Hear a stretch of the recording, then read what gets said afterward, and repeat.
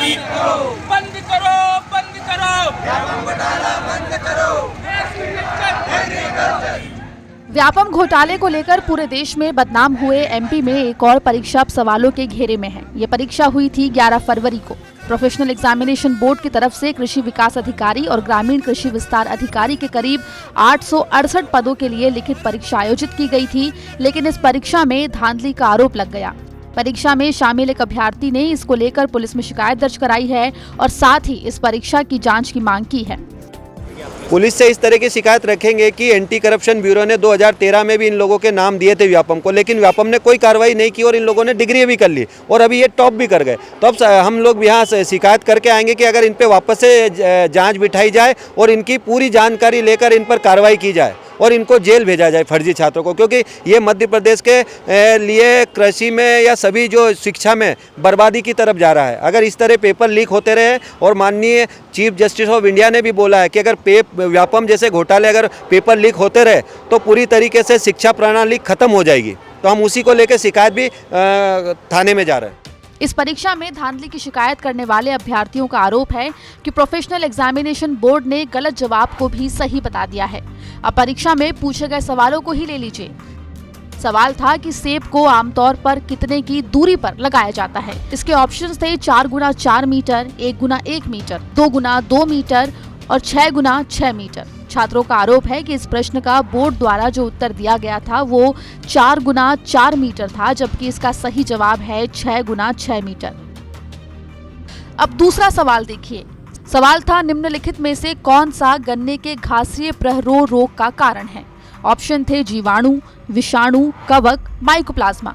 छात्रों ने आरोप लगाया है कि इस प्रश्न का बोर्ड द्वारा जो उत्तर दिया गया है वो जीवाणु है, जो कि गलत है, जबकि इसका सही जवाब माइकोप्लाज्मा है। इसके अलावा भी परीक्षा में बैठने वाले अभ्यर्थियों ने कुछ सवाल उठाए हैं, जैसे टॉप 10 में आए सभी छात्र ग्वालियर चंबल संभाग से हैं। टॉपर्स ने गलती भी एक जैसी की है, क्योंकि प्रोफेशनल एग्जामिनेशन बोर्ड ने जहां गलती की थी, इन टॉपर्स ने उसी गलत विकल्प पर निशाना लगाया है। अब परीक्षार्थी मांग कर रहे हैं कि इस मामले की जांच सीबीआई, लोकायुक्त या किसी अन्य विशेषज्ञ से कराई जाए। परीक्षा के रिजल्ट को रोका जाए। सभी टॉपर रहे छात्रों के सोशल मीडिया अकाउंट और कॉल रिकॉर्ड्स की जांच कराई जाए। अब इस मामले में कृषि मंत्री कमल पटेल ने भी माना है कि जो सवाल छात्रों ने उठाए हैं वो इस परीक्षा को संदिग्ध बनाते हैं, लिहाजा उन्होंने प्रोफेशनल एग्जामिनेशन बोर्ड के अधिकारियों से बात कर फिलहाल परीक्षा के रिजल्ट्स पर रोक लगाने को कहा है।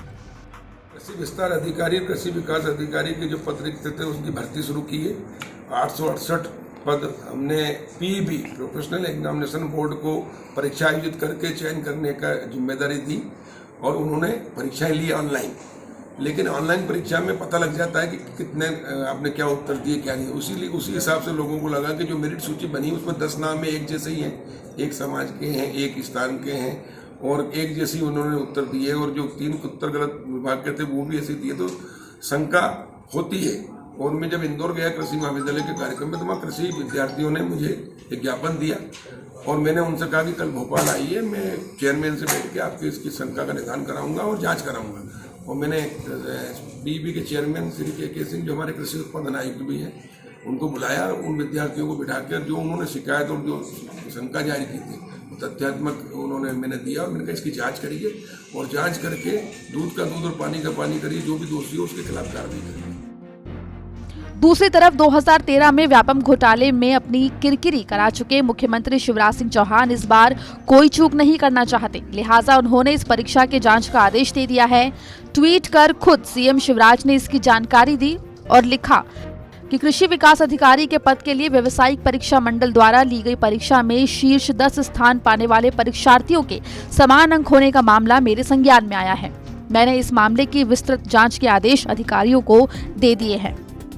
इस मामले को लेकर अब राज्य की सियासत गर्म है। कांग्रेस को मौका मिल गया है और कांग्रेस नेता इसे व्यापम पार्ट 2 बताने पर तुले हैं। सर, ये क्या आप कांग्रेस आरोप लगा रही है कई गंभीर व्यापम? ये निश्चित तौर से व्यापम 2 है। व्यापम नंबर 1 में 50 से ज़्यादा लोगों की जान गई थी और इसी तरह का घोटाला हुआ था जिस तरह का ये है। और हमने तब भी कहा था और अब भी कह रहे हैं कि शिवराज नहीं स्वराज है, फिर एक बार स्वराज आ गया। नौकरियों के मामले में इस तरह का घोटाला और साथ ही नौकरियां नहीं मिलने की वजह से लोग रोज आत्महत्या कर रहे हैं। वन रक्षकों पर हमले हो रहे हैं, जो रेत माफिया है वो हमला कर रहा है। कुल मिला के मध्य प्रदेश की जो हालत है रोजगार के मामले में और लोगों की आत्महत्याओं के मामले में भी नंबर 1 पे आ गया है। ये जो व्यापम घोटाला 2 हुआ है, इसकी जांच हम तो कहेंगे हाई कोर्ट के सिटिंग जज से होना चाहिए, सीबीआई से होना चाहिए। 2013 में व्यापम घोटाले का असर ऐसा हुआ था कि मध्य प्रदेश सरकार ने इसका नाम व्यवसायिक परीक्षा मंडल यानी व्यापम से बदलते हुए प्रोफेशनल एग्जामिनेशन बोर्ड यानी PEB कर दिया था। भले ही परीक्षा कराने वाली संस्था के नाम बदल गए, लेकिन लगता है कि अभी उसका काम पुराना वाला ही है। फिलहाल इस परीक्षा में शामिल अभ्यर्थी अब सड़क पर हैं और लगातार सरकार पर परीक्षा को रद्द करने और दोषियों के खिलाफ कार्रवाई की मांग कर रहे हैं। भोपाल से रवीश पाल सिंह की रिपोर्ट, MP तक।